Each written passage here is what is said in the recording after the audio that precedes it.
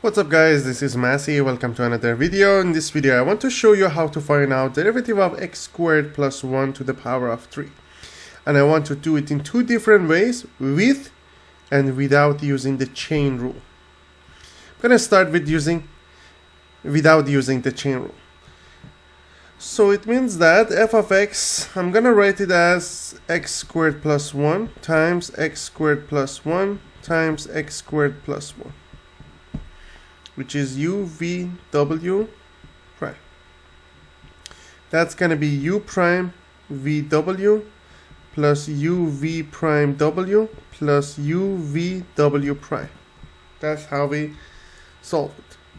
So it's going to be 2x, derivative of x squared plus 1 is 2x, times x squared plus 1 times x squared plus 1 plus x squared plus 1 times 2x times x squared plus 1 plus x squared plus 1 times x squared plus 1 times 2x.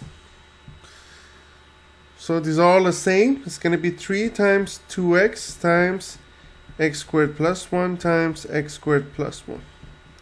That's going to be the answer. So if you make it simplified, it's going to be 6x times x squared plus 1 to the power of 2. Now let's solve it with using the chain rule. It's going to be f of x equals to x squared plus 1 to the power of 3. F prime will be